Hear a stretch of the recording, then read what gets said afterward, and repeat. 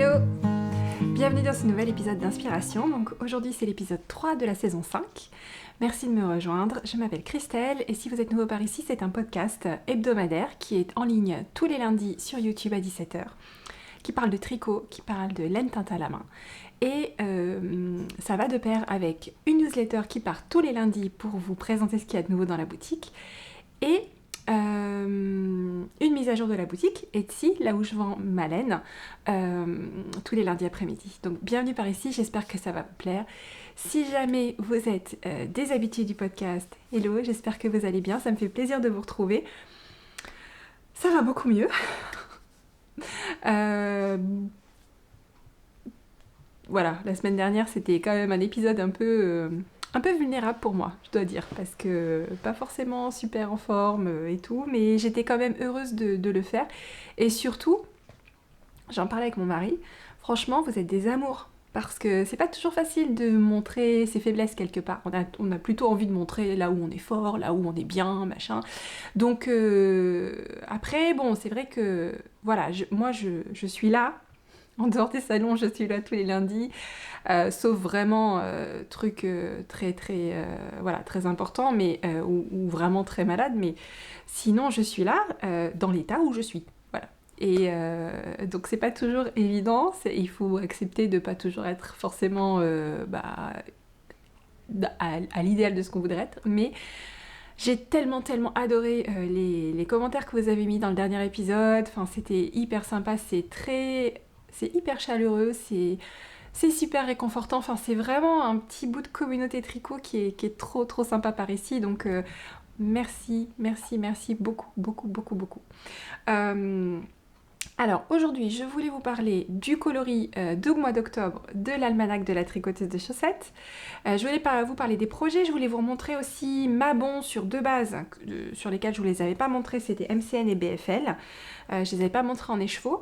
Et puis vous donner un peu des news comme ça, mais détendu, il y a moins de sujets. Je n'oublie pas qu'il y a la fanfare DFO, donc qui recommence pour le mois d'octobre. Donc vous pouvez jouer, tous les mois vous pouvez jouer pour gagner un écheveau du coloris du mois de l'almanach de la tricoteuse de chaussettes, dont je vais reparler dans quelques minutes. Je suis en retard sur les tirages au sort, je pense que je les ferai la semaine prochaine. Tout ce qui manque, normalement il y a septembre, mais il y a peut-être août aussi que j'ai pas fait. Voilà, et donc pour jouer vous avez un hashtag à utiliser sur Instagram pour poster une photo de vos projets tricot et stitch, donc ça peut être le patron, ça peut être la laine, ça peut être les deux. Vous postez sur Instagram ou vous pouvez aussi poster sur le fil Ravelry dédié, il est ouvert tous les mois. Voilà, vous pouvez poster sur les deux. Je fais un tirage au sort qui inclut à la fois les posts Ravelry et les publications Instagram. Je tire au sort le numéro. Alors en général j'intervertis, un coup je compte Ravelry en premier, un coup je compte Instagram en premier pour voilà, encore mélanger. Mais c'est vrai que vous êtes quand même plus nombreux à jouer sur Instagram, donc la plupart du temps les gagnantes viennent d'Instagram. Mais très souvent vous avez joué, c'est aussi des personnes qui ont joué aussi sur Ravelry. Donc voilà, n'hésitez pas à participer. Moi ça me fait trop plaisir de voir ce que vous faites en plus. Ça apporte des choses à la galerie de projets Tricot et Stitch sur Instagram, ce qui est très cool et qui me fait trop plaisir. Donc j'adore voir ce que vous faites avec la laine Tricot et Stitch ou votre interprétation des patrons Tricot et Stitch. Donc n'hésitez pas. Voilà. Alors, qu'est-ce que je voulais vous dire? Oui, je voulais vous parler aussi de Letty. On va commencer par elle. Ça fait un moment que je vous parle plus de Letty. Bah oui, mais pourquoi? Oh, parce que c'est pas parce que je l'aime plus. Oh, c'est pas ça. Mais non, c'est parce que Letty, elle voulait que je dise rien pendant un moment. Mais elle était très occupée. Elle était très occupée parce qu'elle a lancé son entreprise et elle fait des bougies. Donc voilà. Ça, c'est ses petites bougies. Et ça, Parfum d'Alsace, c'est mon parfum chouchou de chouchou. Alors, elle m'a fait tester. Je suis très chanceuse dans ce sens où elle m'a fait tester plein de parfums avant. Quand elle commençait à vraiment mettre en place ses formules. Ça fait un moment que j'ai envie de vous en parler parce que ça fait un moment que ces bougies sont dans ma vie. Et en fait, au-delà du fait que Letty est mon amie et que je l'aime, j'avais juste envie de vous dire à quel point ces bougies sont spéciales parce que en fait, c'est fou, les parfums déjà sont super bien équilibrés, ça fait pas mal à la tête. Et alors attendez, elle m'a dit tout ce qu'il fallait savoir sur... mais enfin bon, c'est hyper naturel, il n'y a pas de truc CRM, je sais pas quoi, mutagène, truc bidule. C'est hyper sain. Je suis pas une pro des techniques ou des caractéristiques des bougies, c'est juste je suis une cliente qui en consomme beaucoup, beaucoup, beaucoup, beaucoup, beaucoup. Je brûle beaucoup de bougies. J'aère bien après tout. Voilà, mais en tout cas, j'en mets quasiment tous les jours à cette période de l'année. Et les bougies de Letty, non seulement elles sentent bon, mais elles déclenchent des émotions. Je sais pas comment vous dire. En fait, par exemple, cette bougie, parfum d'Alsace qui sent vraiment très sucrée, très gourmande, moi, elle me déclenche du bien-être. Je ne saurais pas vous expliquer comment c'est possible, c'est une magicienne, d'accord? C'est une magicienne des odeurs. C'est un vrai nez. Je pense que Laitier pourrait carrément faire des parfums, quoi. Tellement ces parfums sont à la fois... En plus, on a l'impression il y a des niveaux. Ça commence par une certaine odeur et puis après, ça s'enrichit et tout. Enfin, et à chaque fois, c'est jamais entêtant. Donc, voilà, c'était le gros, enfin, je peux enfin vous en parler. Donc voilà, ça c'est les bougies de Letty, c'est devenu mes bougies chouchou. Je teste tout, je passe commande là, en plus elle vient me voir, on a prévu maintenant qu'elle est un peu en... Elle arrive à trouver son rythme, donc on arrive à retrouver des moments pour se voir, donc je vais peut-être avoir une petite livraison au moins 2 fois par mois, je pense. Et alors il y en a une qui vient de sortir, que je suis en train de brûler là, qui s'appelle Halloween. Alors, pas me cramer les poils du nez non plus. Mais Halloween, en fait, ça sent plutôt épicé, fruité, gourmande. Voilà, elle décrit le... C'est ça. Ça m'a fait penser un petit peu à l'odeur des bonbons quand on a ramassé. Si vous avez déjà fait ça, en tout cas, moi je fais avec mes enfants. Souvent, on va chercher des bonbons et tout. À la fin, c'est l'odeur des bonbons un peu qu'on récolte à Halloween. C'est super sympa. Donc voilà, j'ai pas encore tout testé, mais je suis en train de... J'ai pas testé tous ces parfums, mais franchement, ils sont... j'adore par exemple, elle met des petits échantillons avec. Je vous ferai un unboxing la prochaine fois. Elle met des petits échantillons avec, là je viens de tester Cuir Chic et Bois Sacré, c'est juste une tuerie. Bon, voilà, donc c'était juste voilà, pour l'encourager, n'hésitez pas à aller voir sa boutique. Elle a une newsletter, n'hésitez pas à vous inscrire à sa newsletter parce que je crois qu'elle elle a des collections d'odeurs permanentes et elle a des trucs de saison comme ça, comme Halloween. Voilà, en tout cas, je voulais la féliciter. Bravo Letty de t'être relancée. Bravo pour tout le boulot que tu fais.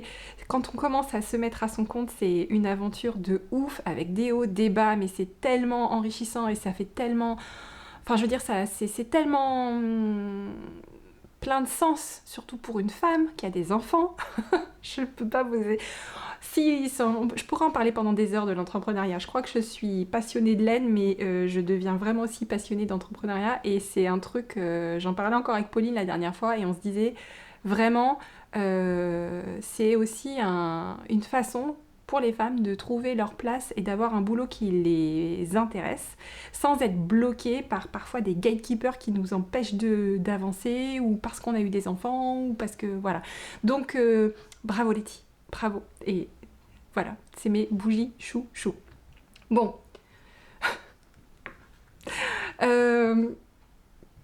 Maintenant, l'almanach de tricoteuse, je sais. Donc, le mois d'octobre, c'est mon mois préféré. De préféré. Bien sûr, c'est Halloween, d'accord.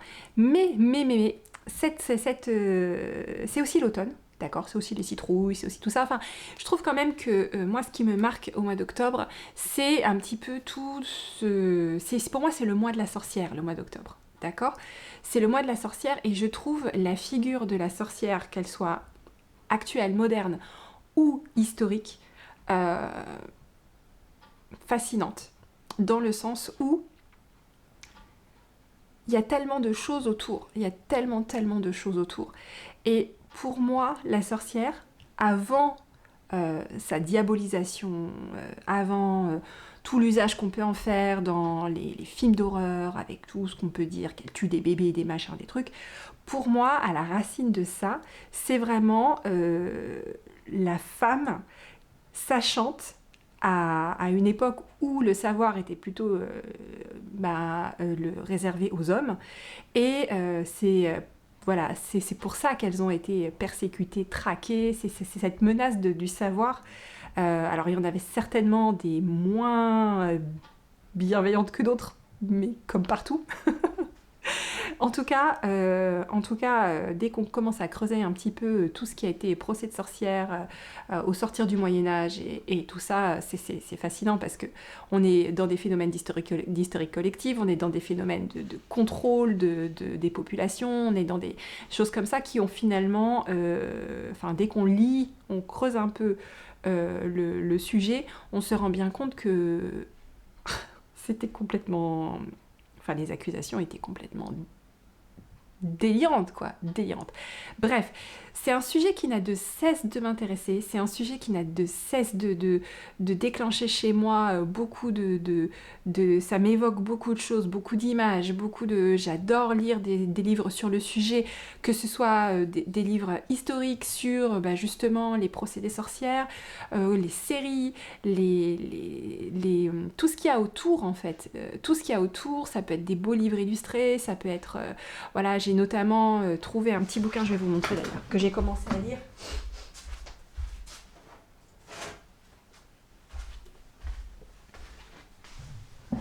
Ça s'appelle Magie et sorcellerie. C'est un petit bouquin qui est écrit par un vétérinaire en Bretagne qui, pour sa thèse en fait, d'études, interrogeait les paysans bretons pour pouvoir récolter des informations sur un sujet de thèse qui avait tout à voir avec ses études, mais qui s'est rendu compte qu'en échangeant avec ces personnes-là, donc on est dans les années 50, qu'il y avait encore énormément de croyances très fortes autour de la santé des animaux liées aux sorciers, à leur sorcellerie.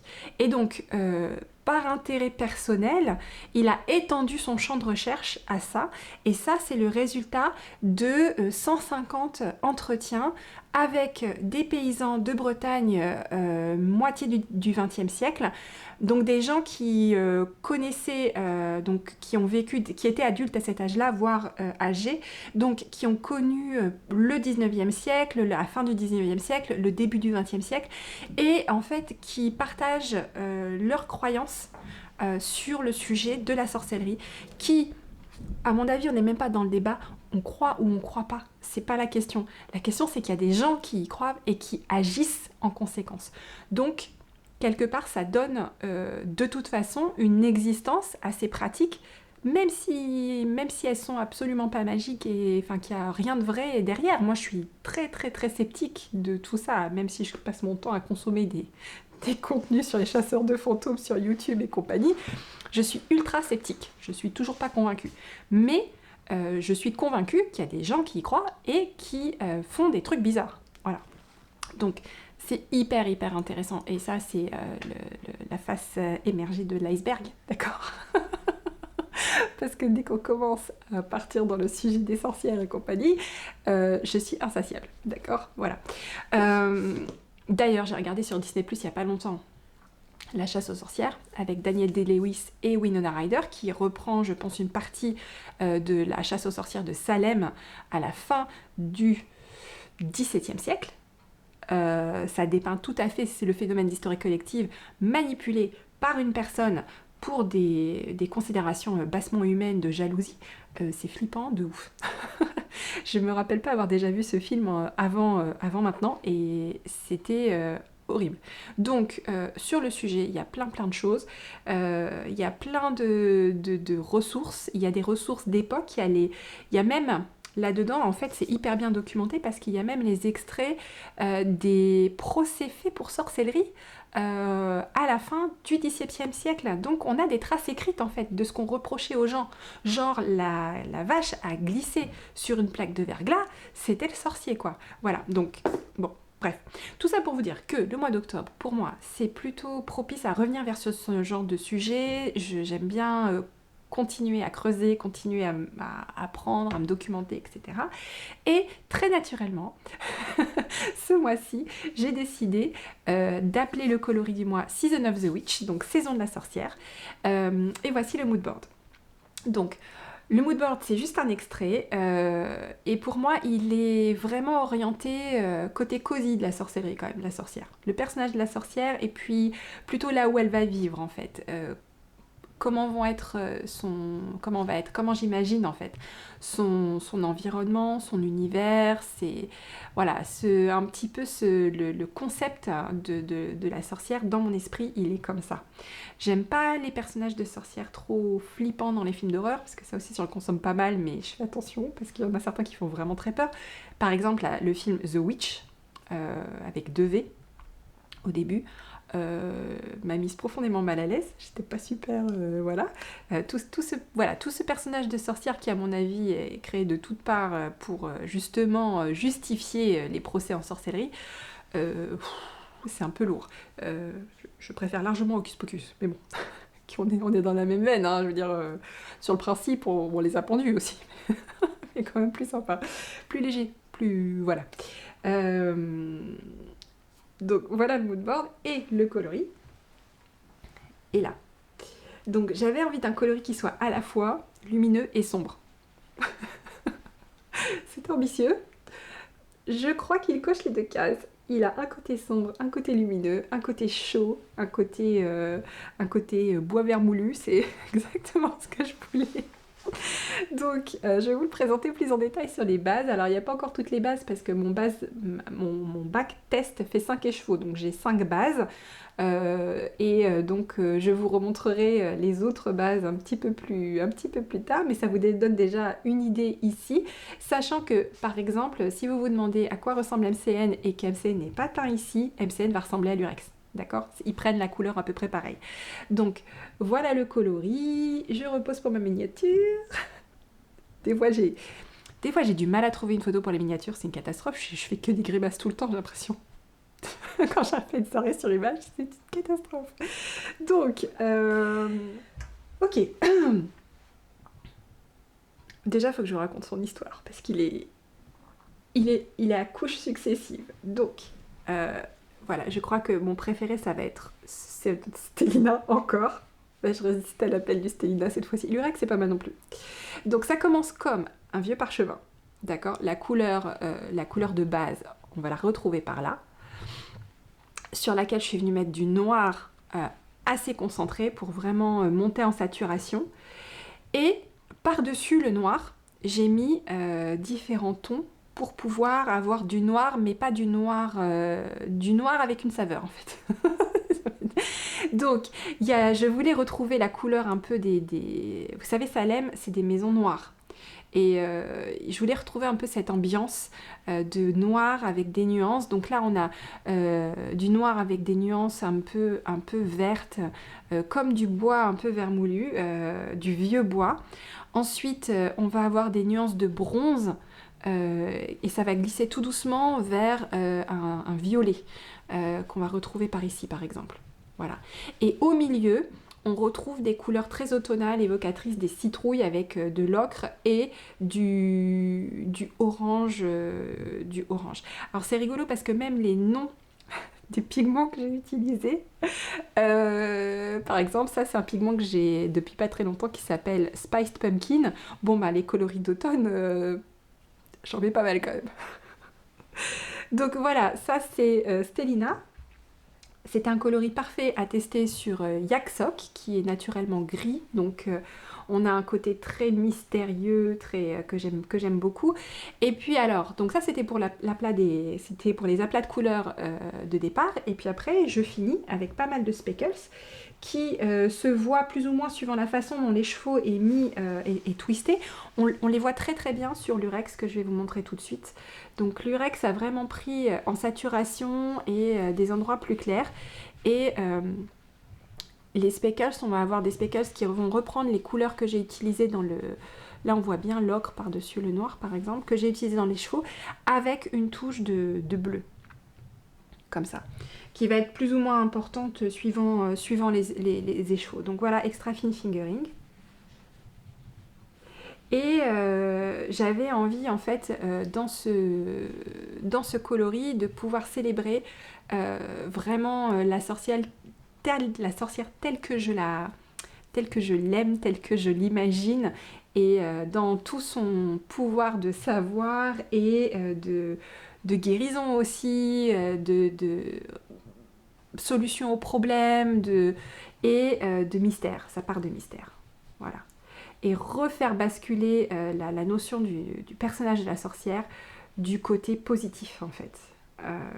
Cosy et tel qu'on peut aussi, quand on parle de magie blanche par exemple, ou tel que les personnes qui pratiquent aussi aujourd'hui, je pense, se considèrent. Voilà, donc ça reste quand même une notion qui pour moi apporte une part de mystère dans le quotidien aujourd'hui moderne que j'adore. Donc voilà pour le coloris du mois.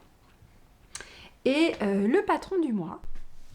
Donc la chaussette du mois s'appelle Pembroke Socks de Marion M. Knits. Donc ça me fait plaisir de mettre à l'honneur cette designer qui a fait ce patron en collaboration avec Ludivine de Arco Iris Yarns.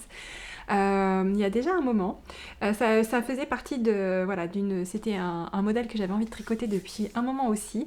Donc les voilà, c'est des chaussettes très jolies avec seulement la tige travaillée et le pied uni, et je pense que ça va vraiment bien matcher avec les motifs de la tige sont très simples. Même si la laine est chargée, ça va être sympa, et on aura tout le pied en jersey qui déjà est vachement cool à tricoter, ça va vite. Et on verra bien tous les détails de la laine dessus. Donc voilà, et en plus il est en français puisque je suis super à la bourre des traductions. Donc ça me fera un mois. Il n'y aura pas de traduction ce mois-ci. Il est à la fois en français et en anglais. Donc voilà pour le coloris de ce mois-ci de l'almanach. J'espère qu'il vous plaît. Moi, voilà, j'attendais de vous le montrer pour pouvoir bobiner. Alors là, cette fois-ci, j'hésite entre Stellina et Lurex. Les deux sont très très jolis. Je pense que je vais opter pour Stellina.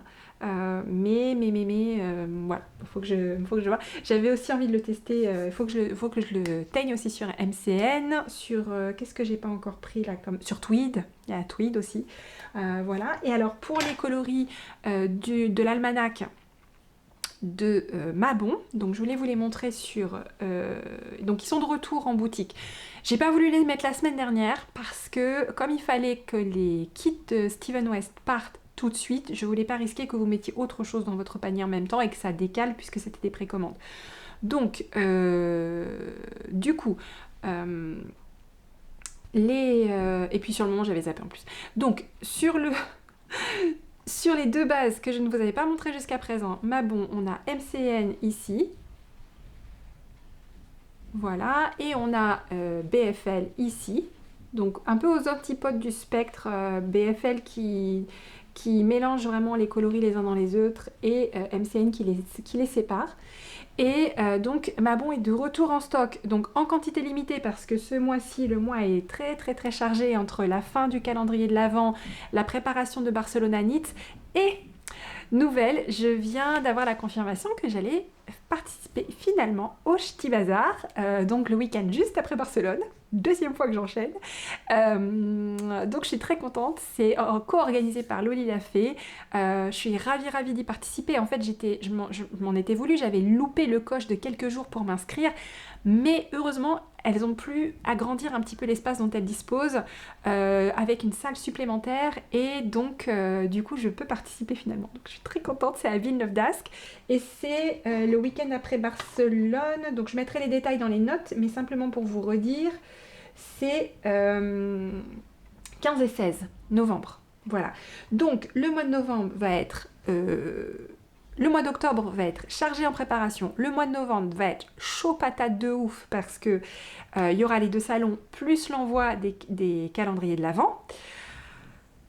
Et décembre.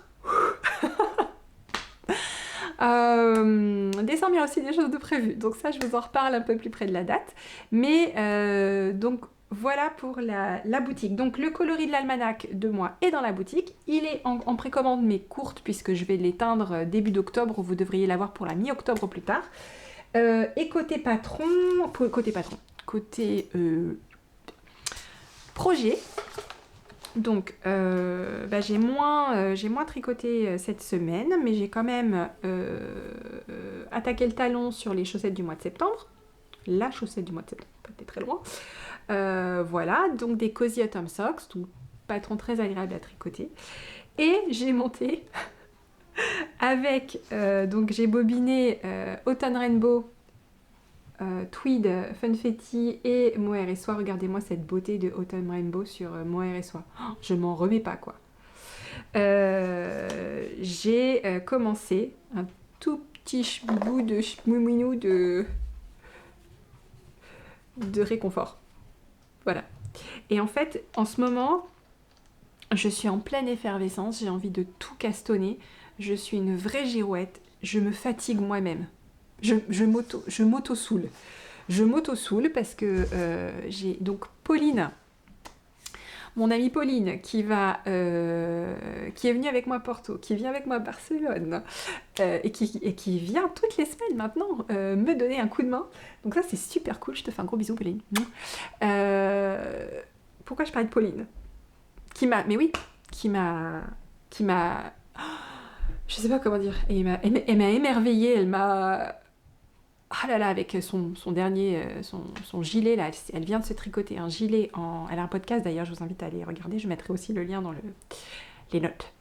Elle vient de finir son gilet de Wool & Pine, le dernier design de Wool & Pine qui s'appelle le Three Seasons Cardigan. Elle est venue, elle l'a fait en ocre, magnifique, avec des torsades, de la dentelle, il est juste, mais trop trop beau. Quand je l'ai vu, j'étais... Oh je veux le même. Du coup, je me suis teint 5 écheveaux dans le coloris dont je viens de vous parler. Là, vous savez, citrouille épicée, la Spice Pumpkin qui me... Là, en ce moment, ça me... Donc, je me suis teint 5 écheveaux, d'accord ? Donc, clairement, je veux castonner. Sachant que j'ai 2 projets importants sur lesquels il faut que j'avance. Il y a le design de calendrier de l'Avent, qui est quand même important. Un design dont je ne peux pas vous parler, sur lequel il faut absolument que j'avance, j'ai une deadline qui arrive, et mon cerveau fait n'importe quoi, mon cerveau me demande de castonner tout et son contraire. J'ai aussi décidé que je voulais faire le Easy V de Caitlin Hunter, j'ai essayé de résister, j'arrive plus. Donc je suis en train de réfléchir à quelle couleur, il a fallu que je m'auto-restreigne mentalement pour pas doubler ma séance de teinture d'hier pour tout teindre sur le moment là, immédiatement. Attention, alerte, mais qui coule. Bref, je m'auto-soule. J'essaye de me décourager moi-même de pas castonner le Easy V Cardigan parce que j'ai d'autres chats à fouetter concrètement, mais en même temps, ça fait tellement bien de céder, j'ai envie de castonner, tant pis si ça n'aboutit pas, tant pis si c'est terminé dans 2 ans, je m'en fous, je vais castonner. Voilà, donc j'ai castonné Réconfort. Il y a toujours lui dans l'histoire aussi, même si les rangs sont plus longs, donc j'avance moins vite, forcément. Hein. Et puis, bien sûr, le fait d'être comme ça sans arrêt, dès qu'il y a un nouveau truc brillant qui arrive, j'ai envie de faire ça, donc forcément, voilà. Mais quand même, j'ai commencé... Il a bien... Ah ouais, quand même, il est beau. Il est beau. Je suis arrivée à mettre la 3e couleur, donc c'est sous-bois, et j'arrive à la fin du premier écheveau de Suri et Soie. Sous-bois qui est quand même un coloris que j'adore, surtout sur BFL avec tous ces reflets là, c'est... je l'aime d'amour ce coloris. Donc ça y est, je suis en train j'avance dessus tranquillement. Voilà, là on approche 200 mailles, bon c'est comme le tricot, hein. On dit que le crochet c'est plus rapide que le tricot, ça doit être un petit peu plus rapide que le tricot, mais enfin c'est quand même, c'est pas immédiat quoi, c'est pas... Donc j'avance tranquillement dessus, et puis bah, c'est tout pour les projets que je peux vous montrer. Voilà. Quoi d'autre ? Voilà, planning de teinture super chargé. Du coup, dans la boutique, je vous dirai si je mets autre chose. Il y aura le mois d'octobre. Le mois de septembre, je mettrai certainement autre chose. Notamment, je remettrai en ligne tous les Maball parce que j'ai eu beaucoup de stock pour les salons. Que là, j'ai tout enlevé. Je vais remettre, je pense, la semaine prochaine. Donc, si vous voulez des trucs Maball avant que je reparte en salon, vous pourrez les avoir la semaine prochaine. Et puis voilà. Voilà, et si jamais vous voulez des trucs en particulier, des précommandes, si vous voulez des... Je vais pas mettre par exemple d'Eka ou de Mohair dans les bases que vous pouvez commander pour octobre, mais si jamais vous en voulez, vous me faites un message, je mets en place des précommandes personnalisées, je vais me garder des créneaux quand même sur le mois d'octobre pour vous faire des précommandes personnalisées. Pareil pour Mabon, s'il y en a plus dans ce que je mets, faites un petit message, parce que je vais pas en mettre beaucoup, je vais en mettre une 20aine. Donc voilà, vous n'hésitez pas à me dire ce que vous voudriez. Et puis moi, je m'adapte. Je mets à jour mon planning de teinture au fur et à mesure et je vous dis ce qui est possible de faire ou pas. Voilà. Et c'est tout pour c'est tout pour cette semaine. Je vous souhaite une très très bonne semaine et puis on se revoit lundi prochain. Ciao!